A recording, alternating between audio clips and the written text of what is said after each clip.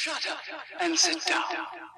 Welcome to the Big Blue Offensive Podcast with Mike Trainer, Jay Jules, and John Depot.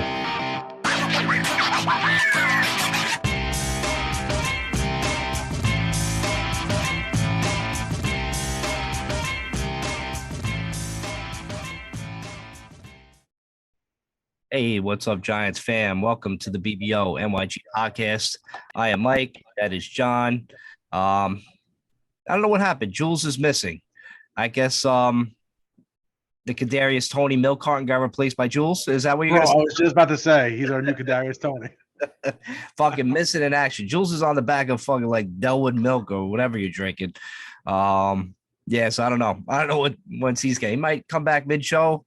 I know he's out probably watching the soccer game. He called me a bunch of times, but I know better not to pick up that phone call when Jules is trying to call you after him watching a soccer game celebrating USA. So, all right, but you know, we'll move on. You know, we'll talk about that disaster of a Thanksgiving game, the preview of the Washington game, the picks, and I got some nominees in the Haters Club. So we'll get right into it. John, the Dallas game kind of ruined my Thanksgiving in a way, but not really because, you know, I mean, if we looked at it, we kind of both were like, even Jules included, it was going to be a tough game, man. To be honest, I got to give him credit for the effort because to be up by 6 points, especially after the refs took away 4 points on us from the opening drive, to be up that at halftime was just an incredible job, man. It just shows you this resilience on this team. Yeah, and they were severely undermanned too. I mean, What was? Kenny Galladay is basically non-existent. He caught, I think, one pass, two pass, whatever it was. You know, Slayton comes through again. You know, he's a good player. He keeps proving that every week. But that's it. Daniel Bellinger wasn't there. We were missing 4 of our 5 offensive linemen, which one of them I don't know if I would count just because I truly like Nick Gates and I think that he's going to be a starter on this team for the foreseeable future at center. If not guard, depending on how they go in the draft this year or next year. But yeah, man, it's you're fighting a team that is more complete than you, and you're doing it with a lot less players than you really need to, and they hung in there. And bro, it's just got to be said. I don't enjoy complaining about referees, bro, but it is truly sickening how often when we play Dallas, especially in Dallas, the game-changing, momentum-swaying fucking plays, the penalties that get thrown or don't get thrown in favor of Dallas in tremendously critical spots.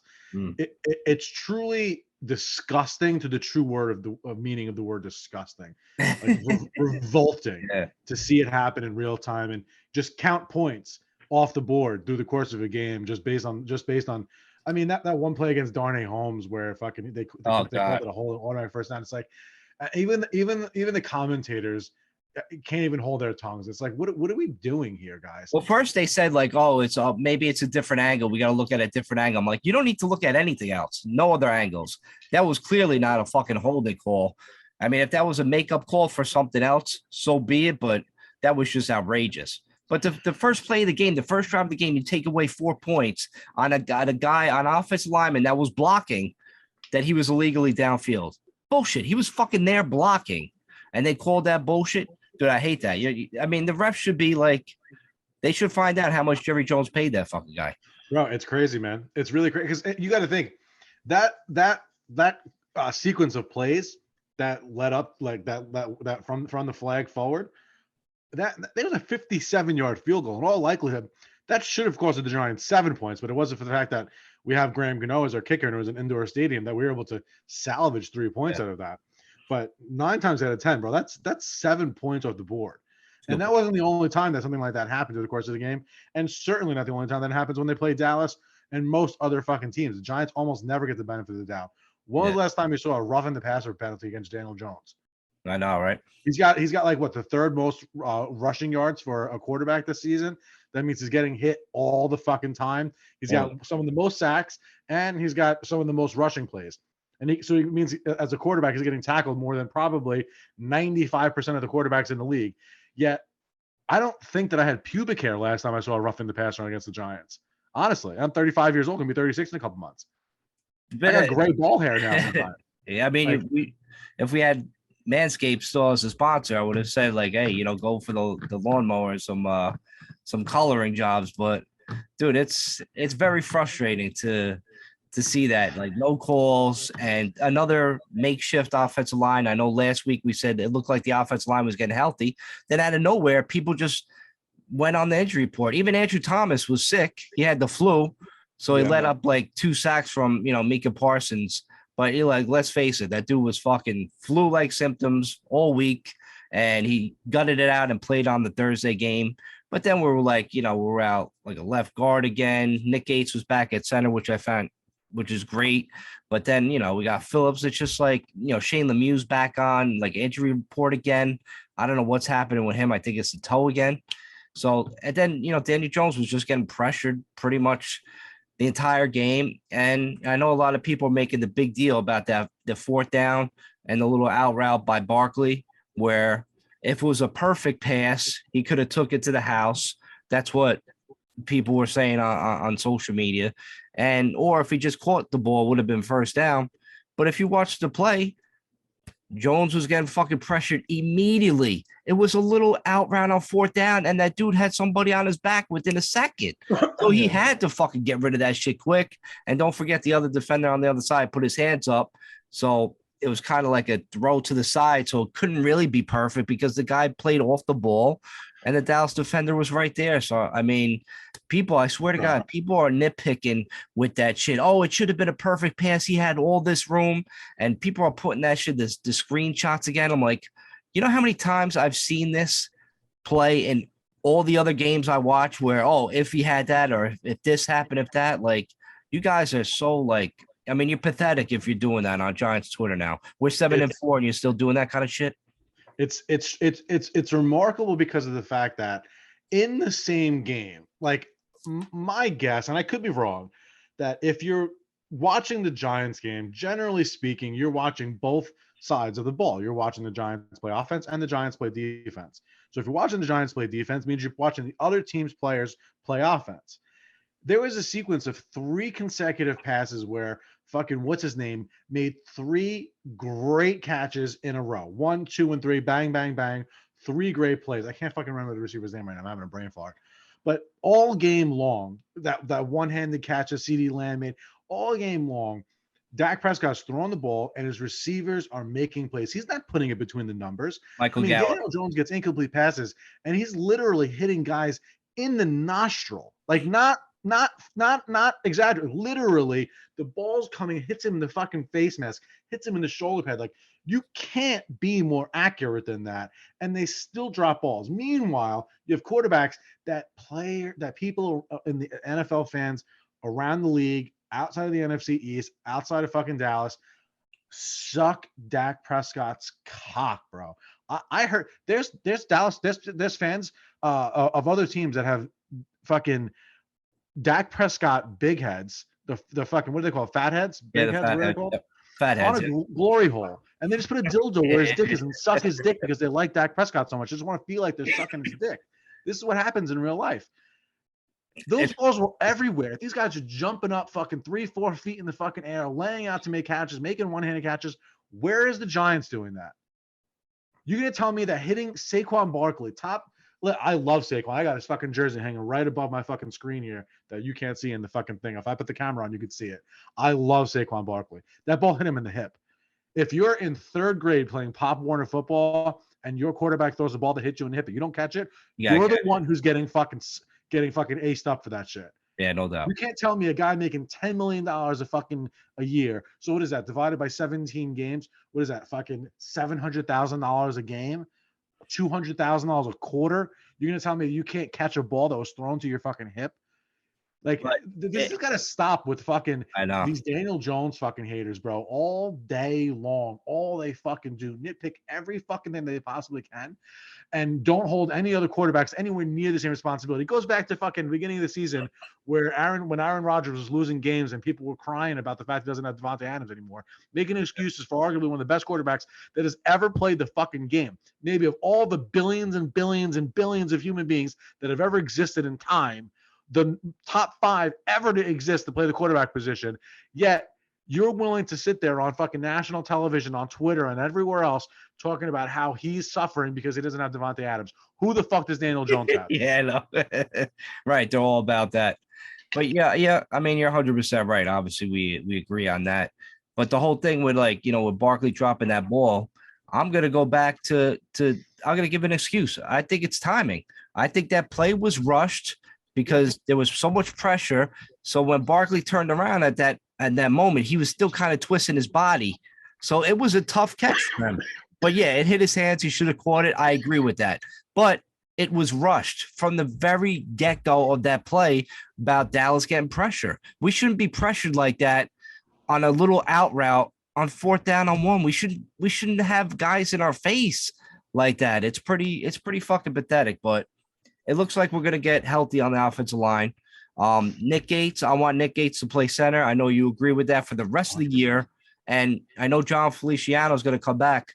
I mean, I would make Feliciano the left guard. I wouldn't put Nick Gates back at left guard. If Nick Gates is our future at center, let him play that position.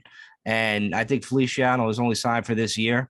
So let him play left guard. It seems to be that's the injury-prone position with Isuzu and Lemieux and everybody. Bredesen. I think Bredesen's coming back this week, but yeah, Ojulari too. Ojulari. I think it's like 7 guys could possibly come back the week and play. And Daniel Bellinger is coming back. Yeah, that's the one. Not McKinney. Bellinger's one. The name I saw the back of practice. McKinney got his cast off. But okay, that's what it was. So, but yeah, I mean, having Daniel Bellinger, I mean, once Daniel Bellinger went out in the offensive line, I mean, Evan Neal just practiced fully today, which is incredible to have him back anchoring down that right side. And then you're going to hear like all of a sudden Barker's going to have a good game now. And people are going to be like, oh, he wasn't worn down. People are putting that shit on social media like Barkley's done. He's worn down already. I'm like, dude, first off, he had like 3 games in about like fucking 10 days or whatever the fuck it was after a 35 carry game. But everybody's fucking hurt. Once Bellinger went down and the offensive line went down, of course his fucking numbers dropped. It's just that's what's going to happen. You still need blocking. I mean, you can't jump over fucking 3 defenders at a time. So I don't want to hear that excuse like Barkley's run down already. He's the fucking most explosive, probably well-nourished, physically gifted athlete in the NFL. Like, he's not run down, people. Just know the game, know that the injuries are impacting that team. And we've seen it coming with these injuries the past couple of weeks ago. It was going to be a tough fucking couple of games. But now that we're getting healthy, it's great time to come to the Washington Redskin game because this is our Super Bowl pretty much on Sunday at 1:00. I just can't believe for a division that the entire offseason last year, the year before, NFC least, worst teams in the league, battle for fucking last place, blah, blah, blah, blah, blah. And you're talking about a team that 2 weeks ago was 7-2 or 6-2, whatever it was, had one of the best records in the NFL. Now playing where if they lose this game on Sunday, they could be in last place in that division. Commanders have come back. Fucking Redskins. Fuck the Commanders. Call them Redskins. Yeah, right. They don't deserve to fucking get the fucking official name. Redskins. What the fuck? So, you have this team. You have the Eagles. You have the fucking Cowboys all playing just excellent football. It's funny how like instantaneously every fucking pundit in the world that covers the NFL talked about how bad the division was going to be, and now it's inarguably the best division in football by a lot. Like, not even like there's a second division that's close. Like, they're lapping the league. There's crazy. It's incredible what all 4 teams have done over the course of just one offseason to kind of compete and play good football. But this Sunday, I mean, must-win game truly doesn't apply. But if you ever wanted to win a game in a season, like, this is the game you got to win. You cannot let Tyler Heineke and fucking company come. I don't remember. I think the game's in Landover. I'm not sure where it is. It doesn't matter where it is. It could be on the fucking moon. No, it's us. In ball sack. Yeah, it's us. Yeah, it's in Jersey. Yeah, it's home. Yeah, so you have to win. It's not a must win, but you have to win. There's just no question about it. You can't give them that momentum. You have to show that you're still a fucking good team. You're still competitive. You're still going to be able to beat teams. And Daniel Jones owns the fucking Commanders, so there's no reason that we shouldn't feel confident going into this game on Sunday. He does own. Go ahead. No, he does own them. I'm just agreeing Yeah. with Yeah, I mean, he does. He plays extremely well against them. Had a 5 touchdown game his rookie season against them, which is just remarkable. It's the first time I think that ever happened in history, or maybe one of the first only times it's ever happened in history. I know that the 4+ touchdown games he had his rookie year was and still is an NFL record. Um, That's crazy. and it's just they got to go out and win. They got to listen. You're not even though it's only 17 games, you're not going to play absolutely tremendous football 17 weeks in a row and into the playoffs. There's a reason why no team has ever gone undefeated in fucking 50 years now. And that was when it was a 14-game season to boot. So look what happened to the Patriots when they played us in 07. They won 18 games in a row, which would have completed that and been the second team ever. But the fact that it was 16 games, that killed that. So teams lose, and you're going to have bad games. You're going to have a stretch where maybe you'll eke out a victory or two, but you're not playing your best football. Especially injury is going to play a part, and just your luck's going to change for a few games. Yep. So this is a week where you had 10 days off. You had to sit with a loss to the Seahawks for 2 weeks. You won a game, then you come back on a short rest, play the Cowboys, lose that game, and have to sit on that for fucking 10 days. So in the last month, you spent 24 days with the taste of a bad L in your mouth. So you got to come out there like fucking ravenous dogs, like LT says in that clip. Go out there and fucking play like ravenous dogs and find the way to win and really make a statement win. This needs to be like a 27-17 convincing cruise in the fourth quarter, kill clock type of a game. Don't make it competitive. Don't even give them the opportunity to feel like they're in the fucking game. Just, I want to be sitting on my couch on Sunday. The game's at 1:00, I would imagine. Yeah. At 2:30, feet up, fucking socks hanging off my feet, balls out, not like barely even paying attention to the game. We're up so much. It's just hard to believe to be done. It's a great wish to have, John, but me and you both know that's just not going to happen. It's just not the way the Giants play football this year. Washington, I said it like a few weeks ago. I'm like, they're a good football team. They got a good defense. Heineke is actually playing really well at the quarterback position for him. Don't forget they got Terry out there catching balls. Like, he's a great wide receiver, man. He's going to be a problem for us, especially with our corners. But it looks like we might get Moreau back this week from his oblique injury, so that's going to actually help out. And then it's like, don't forget Curtis Samuel out the slot against our linebackers. So we're going to need our defense to really show up, because it's going to be probably one of those low scoring games again. But, with Bellinger coming back, it's going to help out Slayton, which Slayton's just really like, thank God we never traded him, because he's been like a big, important piece.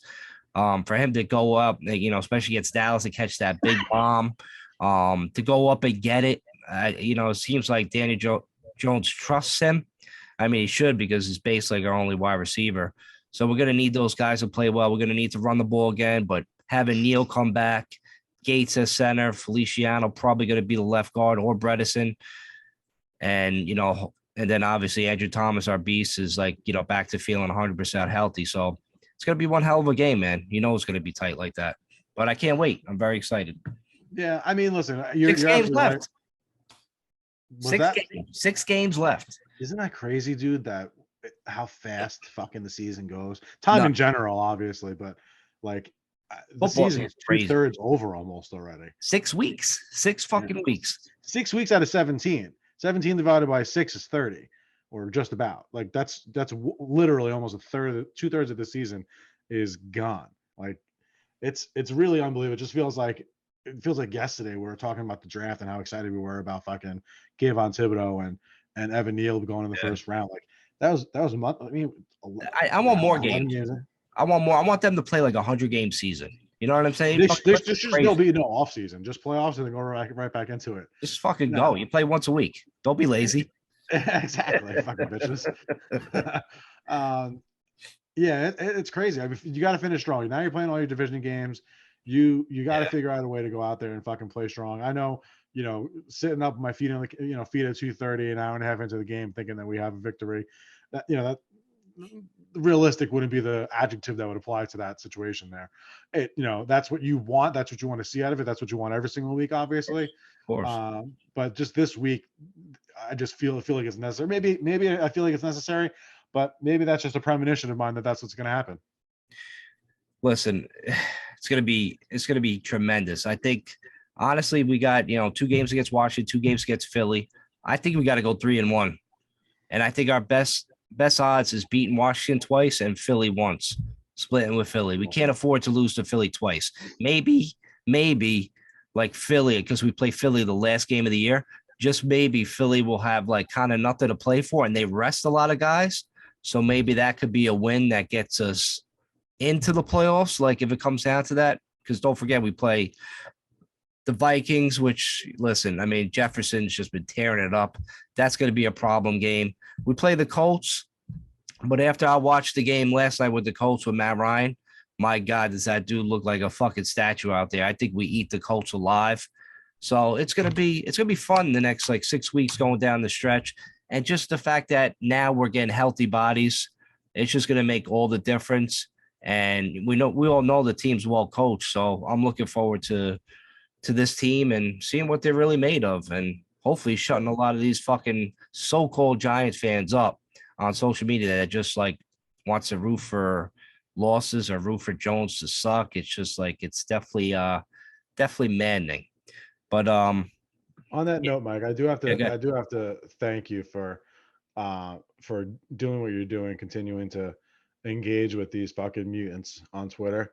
It's not easy. I say for myself, like I unplugged a little, like, not a little bit, a lot from Twitter like a year ago or so. Yep. And I definitely feel like a weight's been lifted off my shoulders in a sense. Not really, but like just the having to feel like I need to respond to people and fucking argue with people. That shit's burdensome, especially like if you have a job where you got to perform. You're not just sitting at a desk where, if you grab your phone for 30 seconds, it's not a big deal. Like I'm in sales, I'm in people's houses, staring at them in the face. Like I'm trying to convince them to spend a lot more money than they want to on something that no one ever wants to buy. So thank you for taking that on and representing our podcast. You're welcome. Allowing me not to go crazy fucking dealing with these people. You're one of the main contributors in my life to mental health. Yeah, so I take the time to thank you publicly. Listen, I'm glad your mental health is a lot better, but my mental health has went way down since I've been focusing as Chad Powers on the BBO NYG podcast, because, man, I'm going to get into it later, but I had there's a couple guys I'm going to throw in the haters club this week for going after. Like I got one guy arguing me about positional value, about the Barkley pick. I'm like, Jesus Christ, again with this nonsense. I can't wait to. Yeah, I mean, let's get into it, bro. Fuck it, let's go. It's wild. But well, before we get into that, we're gonna take a quick commercial break. But I do want to shout out. We got to talk about a little about the drama surrounding Odell Beckham Jr. You read the story. He got kicked off an airplane. The lawyer came out, put a statement out. Basically, like Odell was on the plane. He didn't put his seatbelt on. He had a blanket over his head, whatever. He's sleeping, whatever. Apparently, the one stewardess kind of got like an attitude, according to the lawyer. But most likely how it went down, it was like, hey, can you put your seatbelt on? My man was probably ignoring it, or just be like, didn't want to do it. Then maybe he got woken up and it's like, oh, I'll do it now or whatever. But I don't know how the fucking story went. There's so many like details being left out, but it doesn't seem like, if you just go in the past of Odell's track record, you're kind of a little bit worried. I know the fanboys are going to automatically take Odell Beckham Jr.'s side without a doubt. Listen, I get that. I want him here just as much as you guys, because we need a wide receiver like that. But his track record with all his nonsense, I was really hoping he'd mature at this time. I'm hoping this fucking story ain't true about this airplane garbage. But, John, who the fuck knows? I don't know anymore. Grow up already. 30 years old. Yeah, that's the thing, man. It's like you want to give him the benefit of the doubt. You want to feel like, all right, just biologically speaking, at this point in his life versus 5 years ago, you're gonna be more mature. It's almost impossible for you to be more mature as a 25-year-old than as a 30-year-old. That's just not how human biology works. Your fucking frontal cortex is finally forming at 25. So it is within scientific reason to say that you're kind of you might have some episodes the way Odell has, but at 30, that's not the case anymore. Yeah. You want to make a case possibly CTE, and you want to do this and you want to do that. That's all well and good, but it's tough to give a player who's got a laundry list almost unlike any other player in the NFL as far as individual incidents with questionable character. It's crazy. So it's just impossible to give him the benefit of the doubt. And that doesn't mean I want him on the team any less, just because I think the team was really hot to start off the season. Obviously now we're at the midway point, maybe they're calling off steam. And ideally what you'd want is now at the last handful of games of the season, you want him to catch fire again. And if he could be one of the reasons why it turns into a lightning rod to kind of propel this team offensively and defensively to get a notch better and, have some momentum going into the playoffs, I still want him on the team, even if that does mean a little bit of a circus around them, especially what's going on right now. But it's just like, I almost feel bad for him because it makes me feel like, how does this guy, with the amount, like, he almost is one of the people on earth who can't go anywhere without people knowing who he is. Yeah. Sure, he's not Michael Jackson. Sure, he's not Mike Tyson. Sure, he's not a guy like that where, I mean, he's just in the human fucking DNA to recognize the guy's face and his voice. Like, I get that he's not that, but he's as close to it as you can get, especially with the blonde hair, like the tattoos and all that. Like, he's unbelievably recognizable. Like, very popular. How does this guy not just by osmosis figure out how to say, you know what, I got a handful of years left in this league if I'm fucking blessed? Why be a clown? Like, we don't know the full story. Maybe he was completely yes sir, yes man, and fucking who knows what the story was. And maybe this is just, maybe this is a fucking inside job by the NFL to try to lower, maybe by a specific team, maybe even the Giants. And if it was, fucking bravo, Mr. Mara, if you put this together, just to fucking knock down his potential value on the free agent market right now, so late in the season as a wide receiver, like a weapon for an offense. Who knows? It's very possible that is exactly the case. But you just feel bad. Like, you want to give the kid a hug. Like, bro, like, you really had the world in your fucking hands. And if you just had the right guy, the right father figure, the right fucking older brother, the right fucking, mature cousin, whatever, to just guide him, just like, bro, like, just go as wild as you want off the field when you're in your own fucking private. Go buy a fucking yacht, go in the ocean, fucking fill it up with women like Leonardo DiCaprio, no cell phones on the boat, go do whatever you want to, bukkake, all of them. I don't give a fuck. Just that's your business. Just keep it off the fucking field. Come to work. Like LT, bro. Like LT, keep your shit clean on the field. Be a fucking god on the field among men. And off the field, do lines in between the labia of fucking strippers. Who cares? Go fucking do it. But on Sundays, it's got to be about the team. You haven't made that. I don't know why. He could have made so many more millions of dollars with endorsements, with fucking contracts, his legacy as an NFL player. If he just had that one guy he trusted, bro. I feel bad for him, honestly. I feel bad. Well, listen, I mean, maybe the stewardess was Eli Manning dressed up as Chad Powers. I mean, maybe that's what happened up there and, 30,000 feet in the air. But I don't want to be like, I understand like all the red flags Odell's had in the past, but I don't want to be a hypocrite either. I'll take Odell Beckham Jr. in a second. Like, listen, one of my favorite players was Lawrence Taylor growing up, and he did cocaine at halftime and sent prostitutes to opposing quarterbacks' team hotels. So listen, I can't be a hypocrite. So Odell, come back. But anyway, we're going to take a quick commercial break. We'll be right back on the BBO NYG podcast. All right, we are back on the BBO NYG podcast. John, it's that time. It's that haters club time. Welcome all you ignorant ass bitches, critics, complainers, disgruntled rappers, and racists especially, to the 9th annual International Player Haters Ball. Oh man, hate.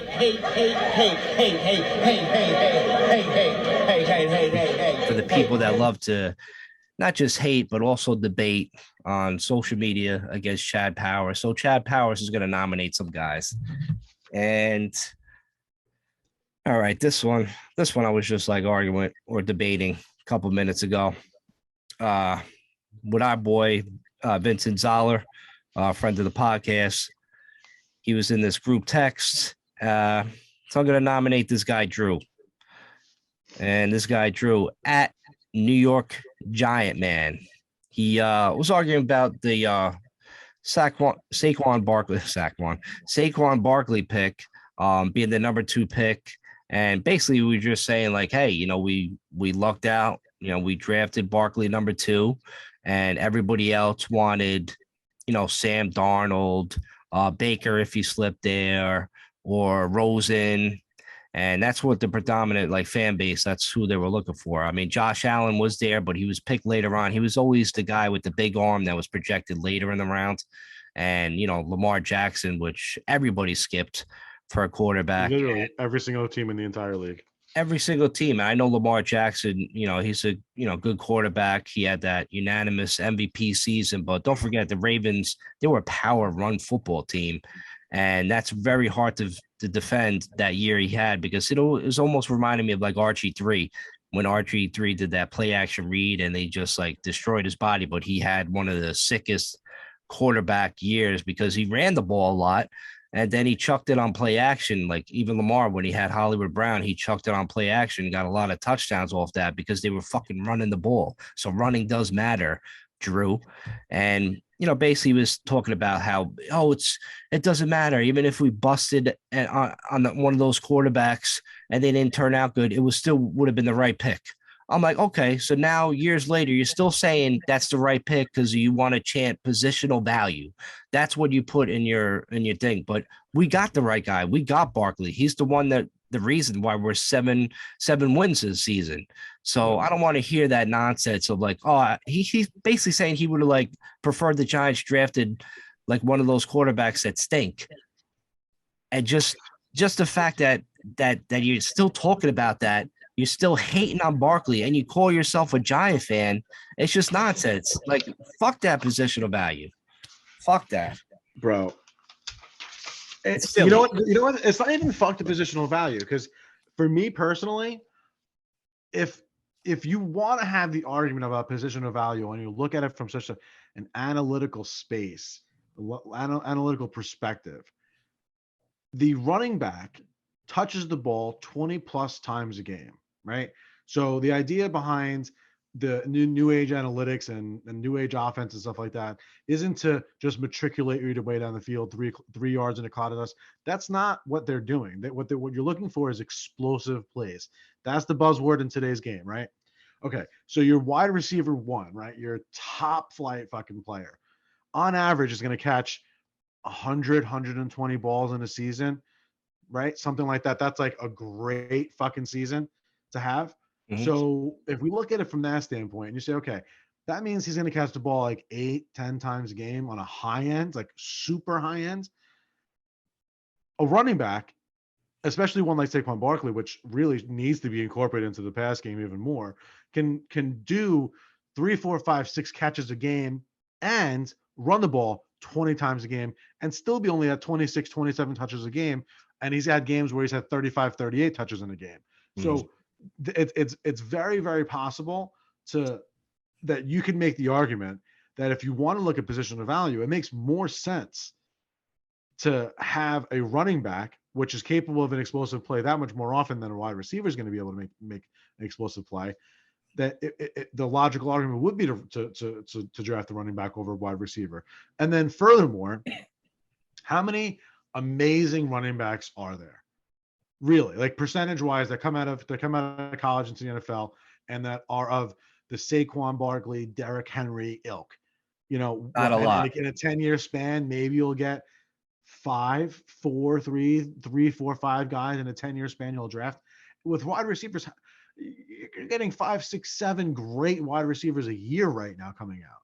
Even in the second round, standpoint, it's crazy.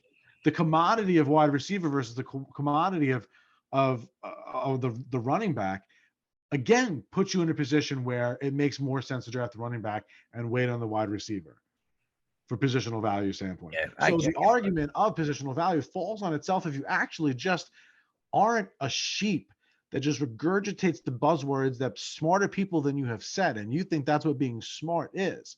That's not what being smart is. Being smart is be able to analyze everything as a whole picture, take multiple different data points, and come up with the precise conclusion from that data. If all you're doing is saying, okay, I like Mike 27, Will 27, he seems to know his stuff.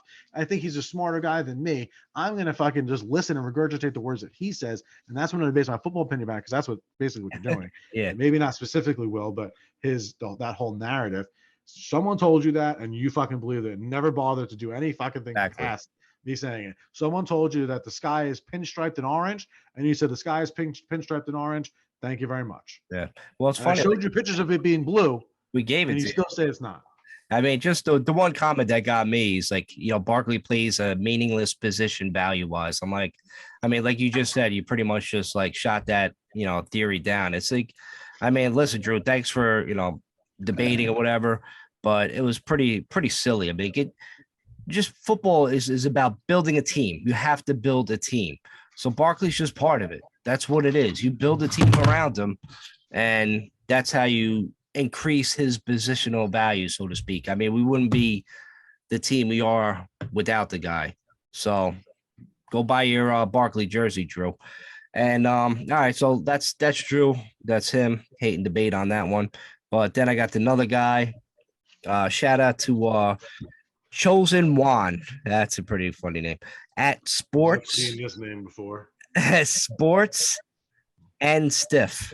So basically, like he's That's probably sports and stuff. all sports and stuff, or sports. Yeah, like now I get it. It's stiffed with a stuffed one. You know what I mean? Yeah, now I get it. So excuse me. He gets stuffed with a stiff one. That's what I meant to say. Stuffed with a stiff one. That might be the title, John. All right, so yeah, yes. So this guy was just like he just wanted like we're arguing about Daniel Jones, of course. Obviously I have Daniel Jones's back. I think a lot of people do. He wanted like actual facts and stats. And he's like, as opposed to your feelings and your opinions, you know what I mean? But I'm like, listen, I'm a Giants fan. I root for all the Giants, whoever puts on that blue uniform. I'm not gonna criticize, and I'm not gonna just be like, oh, we need to find them a homes. We need to find them a homes. Like, no, we don't. We just need to find the correct team around the guy. It's obviously he can play ball. He just has nobody to throw the fucking goddamn ball to. But anyway, we all been down that road before. But I'll just let him know this. Like, he's probably one of them that think like Dak Prescott is like a top 10 quarterback. So let me just break it down to you if you want some stats. Daniel Jones, 87.5 balls that are catchable that he throws. 87.5. Dak of the time? Huh? 87% of the time, 87.5%. Yeah, percent of the time. And Dak is close. He's right there, 87.1 that the balls are catchable. So then Dak is 76.5 on target percentage, but Daniel Jones is 81.1 on target percentage, which is pretty good. Daniel Jones faces pressure 26.8% of dropbacks. So every 1/4 time he fucking goes back, he's getting fucking pressured. Dak, only 16%. Huge difference. Dak, he's throwing an interception 3.3% of the time. Daniel Jones, only 1.3% of the time. And then Dak, he has top 3 wide receivers in the game. Obviously, CeeDee Lamb, Gallup, and Daniel Jones, he throws to Richie James, bitch. Yeah. You know what I'm saying? So that's some stats right there for you. There's some context, scratch and sniff, whatever your name is. That's just the way it is, man. It's really unfortunate that these people they still out there like dogging Daniel Jones when, like, listen, if you're about that, if you're like looking at fantasy stats and all that shit or Madden, like, go put Daniel Jones, trade him for Mahomes and put Daniel Jones on the Chiefs with all those weapons and see how well he does in Madden. If you want to go down that road, guy, you know what I'm saying? It's like, you got to recognize, like, we're depleted at fucking wide receiver. We signed the guy to be our number one that don't even fucking catch anymore. Like, it's fucking pathetic. You can't just have that. You can't imagine throwing like Tom Brady in our mix and him to be able to stay in our pocket. Imagine Tom Brady Tom Brady can't move. He'd get fucking clobbered behind our offensive line. And don't don't start with the excuse Tom Brady gets the ball out quick.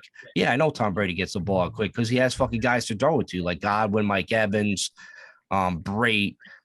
He's got some quarterbacks, Fortunate and Rashad that can catch the ball at the backfield. He's got weapons. You know what I'm saying? Like, look what happened to Justin Herbert. On the a couple weeks ago, he was without Keenan Allen, Mike Williams, and he struggled. He struggled big time. His numbers went down. It's just the nature of the beast, the nature of the game.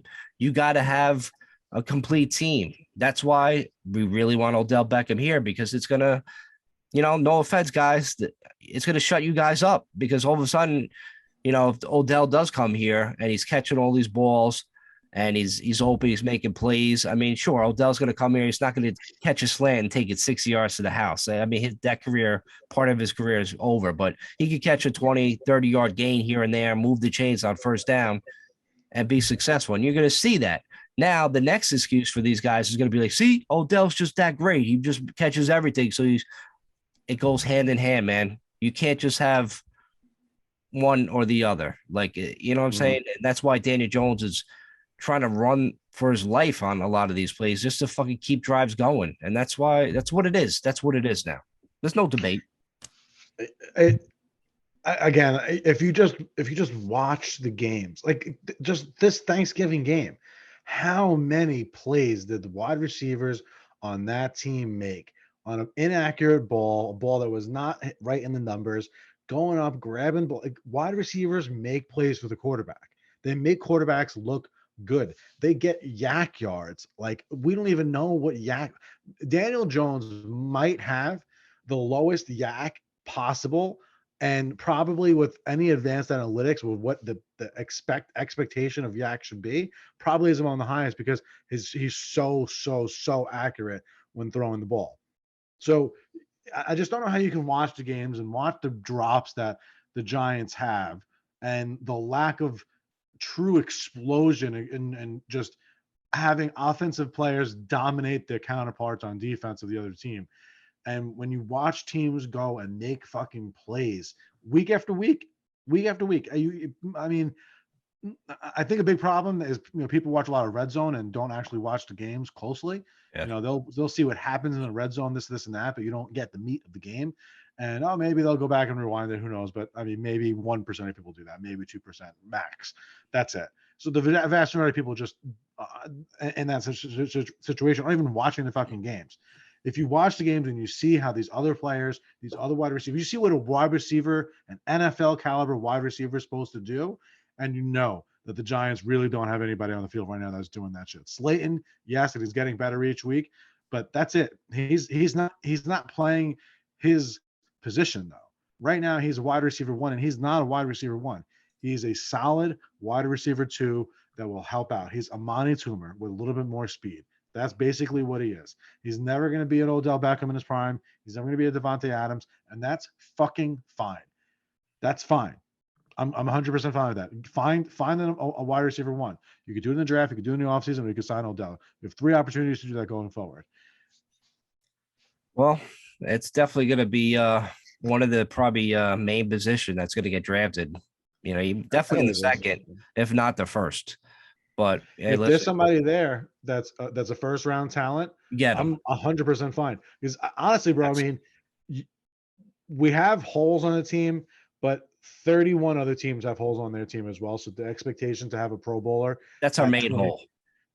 Yeah, that's the main hole that you can see on a week in and week out basis is holding the team back, right? If you're able to re-sign and have Julian Love stay and fucking Dexter Lawrence is going to be here, but you get Daniel Jones and Saquon back, you go into next season, Nick Gates, you go into next season where your offensive line you can feel comfortable with adding a piece or two. You don't have to go crazy. You don't have to spend a ton of money. You have Evan Neal and you have Andrew Thomas. Those guys aren't going anywhere. You have Nick Gates. I'm confident in saying that. And we'll see what happens with Azudu. When Azudu plays well, he's dominant. It's just he's a rookie. He's a 3rd-round rookie player who is not supposed to be thrust in there and play perfect football right out of the gates as a 3rd-round pick. That's not how the NFL works. The NFL will be a much easier game if you could just walk out as the 150th best player and dominate the NFL. That's just not how this game works. It's not it. Yeah. So So you have your offensive line basically put together. You feel like you have a really good tight end in Daniel Bellinger and the other guys that are playing tight end 2, tight end 3. That's not no one won a Super Bowl because they're tight end 2 or tight end 3 being the reason why they won a Super Bowl. That's just not the case. On the defensive side of the ball, Aziz and Kayvon, those are going to be your 2 edge rushers going forward the next at least 2 or 3 more years. Your Dexter Lawrence and fucking Leo, they're both going to be in the team next year. Leo was restructured. Dexter's playing on his 5th-year option. You have your defensive line's going to be put together. Your safeties, McKinney and Love. I can't fathom Love going anywhere. He's not going to command a lot of money. He likes playing in New York, and he's a captain. Team loves him. He's one of the first captains that's a teamless captain. He's not a special teams captain. He's not a defensive captain. He's not an offensive captain. He's just a captain. Imagine what kind of love your teammates have to have for you for them to almost create a captaincy just to give you the season just because they feel like you fucking deserve that much. Yeah. This guy's not going anywhere. And when you say smart, tough, and dependable, as much as Dable and Shane has said, that's a guy you have to fucking re-sign. You have a Dory Jackson still on the contract next year. You got to find CB2, and you got to find wide receiver 1, and a middle linebacker. Huge. Those are your big positions. And with free agency and with the draft, they should have no problem fucking doing that. And then watch what the fuck this team can do. Pays them for 13 games 13 wins halfway through the season. And 2 games they fucking lose, and now everybody's crying. Yeah, you don't want to start it over with another quarterback. Like, I'm all for about drafting a quarterback, but you draft them like a little bit later on, and it's somebody you groom for a few years, because there's just guys that, I mean, especially nowadays, they don't come out of college lighting it up anymore. It just doesn't happen that way. There's not a Big Ben that's going to jump out of college ball and just fucking play in the NFL and be pretty good. It just, it took everybody years. Eli Manning took years. Mahomes, he had to sit a year. But Mahomes got lucky to have the best number 1 tight end in the game, Tyreek Hill, number 1 wide receiver in the game, a beautiful mind, and Andy Reid with his play calling. And I'm not knocking Mahomes at all. I think he's fantastic, but you got to have some context with that situation too, or it could be like a thing with Kenny Pickett. Hey, we got our starter for the next 10 years, but look at Pickett. He's, he's going through his rookie struggles, and it's going to be that way for not just year 1. It's going to be for multiple years, 2-3 years before they finally get it. So do you want to waste this time here? I mean, you have a quarterback. It seems like everybody loves him. When guys like, and the teammates are saying good things about him, and former players like OC Umenyiora are coming out and saying good things about Daniel Jones, you might want to listen to them instead of these stupid ESPN takes with Golick and little bitch Minka Kimes laughing at the draft pick when they drafted Daniel Jones. So they could go fuck themselves. But anyway, it's that time of year, that time of the segment for our picks. John, we're moving up, man. We're right behind Rara guy. We're at 108. He's at 110 and a half. So we're moving on up here. So since it's just me and you, I'll go down the picks. I'll tell you what I like. If you disagree with me, let me know. Okay. All right, here we go. All right. The first game is the Thursday night game. Buffalo is going to New England to pay the Patriots. Bills are -4 against the Pats. I love the Bills this week. Yeah, I was going to say, is Josh Allen playing? He's not an injury. It's not an injury report, right? No, nothing like that. Yeah, they're solid. I think they should smack the Patriots. Yeah, I'm surprised that it's such a small spread, honestly. You know me, bro. Like, I hate picking up against Bill Belichick, but I mean, I would label it as shocking if the Bills don't cover here. That's why I want to take it as a best bet. You with me? I'm with you. All right, cool. All right, next game. Well, I like this one too. Ravens are at home. They're -8.5 against the Broncos. Broncos stink. I'm Ravens all day. No disagreement here. And they lost a tough game against Jacksonville, so I think they bounce back. All right, next game. Lions, man. Lions, they played Buffalo tight on Thanksgiving. I keep telling people they got a good team. Lions are at home. They're actually getting 1.5 against Jacksonville. I'm Lions all day. I gotta agree again. There we go. We're on fire right now. All right, next game. Browns, they're away. They're in Houston playing the 1-9 or 1-11 team. I don't know what the hell. I think they won one game all year. The Browns are -7 against Houston. I think the Browns with that run game with Nick Chubb, I think they just all day shit over him. Yeah, I mean, a touchdown, you get squeezy talking about the Browns and having a 7-point spread there, but the Texans just can't seem to be fucking get it out of their own ways, man. I mean, they're 1-9-1, like Terrible. talking about an emergency. Yeah, Browns all day. All right, next game, Eagles. They're at home. They're -5.5 against the Titans. Titans getting 5.5. Oh, let's go fucking Titans. Right? I mean, oh my God. That game could go either way, but the Titans have been playing some. I mean, even against the Bengals, I mean, they lost it late, but they play fucking. They're a good team, man. I can't believe we beat them by fucking that 2-point conversion. We needed that 2-point conversion to beat them. They got a squad, Titans. All right, next game. Vikings, they're at home. They're playing against the Jets against Mike White. Vikings are -3. I think the Mike White hype dies down against Minnesota. I think Minnesota clobbers them. I think Minnesota clobbers them too. I think Mike White actually. I don't know, for some reason I don't like the Jets, obviously, but I don't hate the Jets either. I was I was at my cousin's daughter's first birthday party, and at this like basically a sports bar in Staten Island, and in front of my face was a fucking nice big TV watching the Jets game, and the kid could play ball. I mean, he's not going to fucking wow you per se. He had that one play that he threw the ball that if it was a half a mile per hour slower, is going to be at least a swatted ball, if not an interception, and they're going for a touchdown. So plus they played the Bears. I mean, what the fuck? Right. You know what I'm saying? So I don't think they'll get shellacked. But I don't know how you pick against the Vikings, especially with such a small spread. I think it'd be a close game because you got Sauce Gardner, probably go on Jefferson. So that should be a good matchup to watch. But then other guys who's probably going to take advantage, like Adam Dean and shit. So yeah, I still like the Vikings. All right, next game. Falcons are at home. They're getting a point against the Steelers. Dude, I gotta go Atlanta at home. I don't know.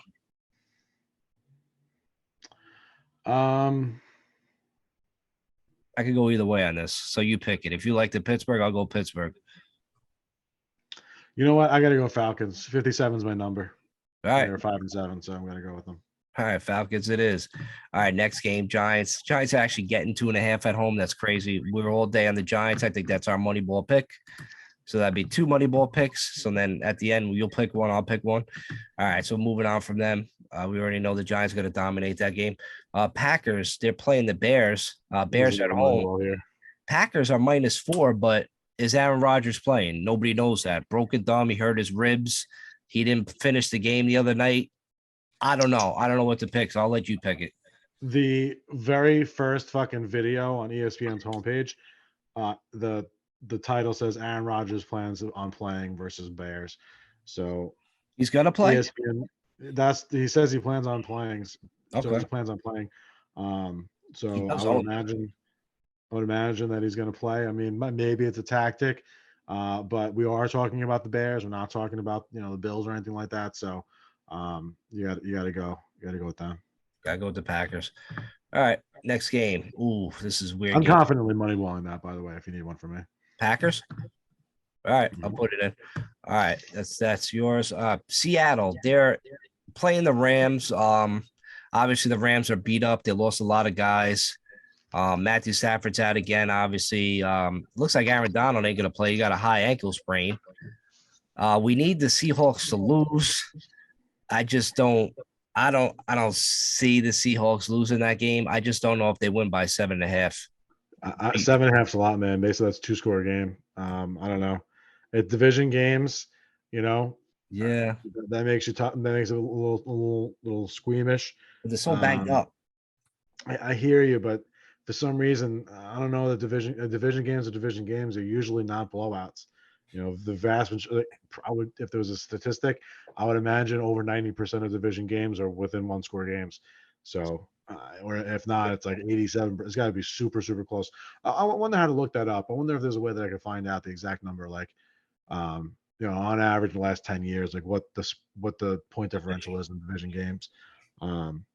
So for me, I got to go with the Rams here on 7.5. Rams getting the points. All right. All right. We're into the 4:00 games. That was one of them. This is going to be one of the games of the week. 49ers are at home. They're -4 against the Dolphins. I like the Dolphins. Me too. My first instinct was say Dolphins. Yeah, getting the points. That should be that should be a really great game to watch. After we're done watching Giants, that's a game to watch, people. Sure. There's actually another game too playing at the same time. Chiefs, they're in Cincinnati to play the Bengals. Chiefs are -2. Wow, such a small spread. How do you not go Chiefs here? I love the Bengals. Really? Yeah, it looks like Jamar Chase Wow. is going to play. He's back this week. Their running back Joe Mixon is back. Burrow's just playing out of his mind, and don't forget he's going against the Chiefs defense. So I could see that game just being back and forth, a high-scoring game. But I do actually like the Bengals. They're playing really well, man. They're playing good football. Chiefs they're down to lose pretty soon. I think this is the game they lose. All right, I'll go with what you say on All this right. one. I definitely would go Chiefs if it was me, but I go with that. All right, next game. Chargers. They're playing the Raiders. Chargers are away. Chargers are -2. I don't know. I'll let you pick this one. This is just one of those games I have no idea, man, because the Raiders won against Seattle in overtime. They ran the ball well. Carr looked okay, but the Chargers, it looks like they're getting Mike Williams back this week. Like, are the Chargers good? Like, I don't know, man. They beat Arizona by 1 on a 2-point conversion. I don't know what to this do. is what makes the NFL so good, man, because it really is like the real difference between the upper echelon of teams and the fucking bottom feeders. It's not as big a difference as we like to make it out to be. It really just isn't. So the teams in the middle, there's such small margins between fucking winning and losing, and when you have such a small spread, it's like fuck. Gut instinct tells me to go Raiders. Okay, Raiders it is. Yeah, it's one of those games. All right, next game. Oh God, Cowboys. They're at home. They're -11 against the Colts. Oh God, -11. Yeah, to be honest, John, I got to go Cowboys because, dude, the Colts. Watching that game last night with Matty Ice with that offensive line, he is going to get clobbered. Okay, I don't see the Colts scoring more than 3 points. And this is the Sunday night game. It's going to be embarrassing. I got the Cowboys all day. I hate it. But what's the next game? I don't even want to comment on this bullshit. It's just what it is. All right. Tom Brady. Tom Brady's at home. He's -3.5 against the Saints. It's the Monday night game. I'm going Saints. They don't look good, the Bucks, but it is Tom Brady on Monday night, though. That's what I was about to say, man. It's Tom Brady. He's probably looking at the fucking the calendar, saying I got a couple games left in my career here, a couple more home games left. Like, he's a Lion, and I got to bet on the Lion. All right, we're going with them. And my money ball pick is going to be the Bengals. I'm going to take the Bengals on that money ball. Damn, bro, you're so confident. Oh, I really like them this week, man. I'm telling you, it's going to be like a lot of fucking scoring. So get your fantasy guys. Take the over on everything if you're betting on the game. Take over yards, over catches, all those numbers you could possibly think of in that game. Go crazy, throw in a parlay, try to win some money. And go with our picks, man. I'm feeling very confident in our picks this week. Maybe Jules was the weak link in these picks, and we're going to have an outrageous game. We're going to win every game this week. It's going to be fantastic, and then Jules will be eliminated from doing the picks with us for the rest of the year. Well, what I think it is the speed that we went through this. We usually get a fucking dissertation every single fucking game. And I think it fucks with me because I just sit here and smoke weed the entire time. So I get lost in what it says.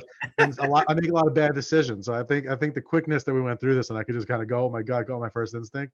And we're just before each pick. We're just gonna blame Jules for everything, okay? Yeah, Jules, you're fucking full, bro. Jules gives us a whole paragraph on every game. He sees. I mean, he does know his stuff. But I was listening to last week's podcast. And I tell you, man, I don't know, Jules. You wanted to go with Buffalo last week on Thanksgiving. You wanted to go. You think Dallas is probably gonna blow us out, maybe, but they covered late. We all love Minnesota, but there was some games, Jules. I don't know, man. You might want to listen to us, Jules, on this podcast and bet all these games, and I think you might win some money. So Did he ever text you? Like he just ghosted us. Jules is still missing. I got a couple missed calls from him. But yeah, he's just like definitely missing in action. Hopefully you'll see him back next week. And we'll just put out some flyers, man, during the week. We'll try to find him and see if he's still alive somewhere. I wonder what it would cost to like.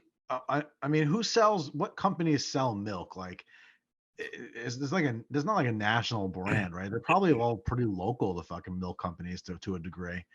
Like, there's probably like maybe like 10 companies that sell milk in New Jersey. I wonder what it would cost to call up and really ask them, like, can you put this fucking small little thing, missing person with Jules's face on an actual milk carton for a fucking week?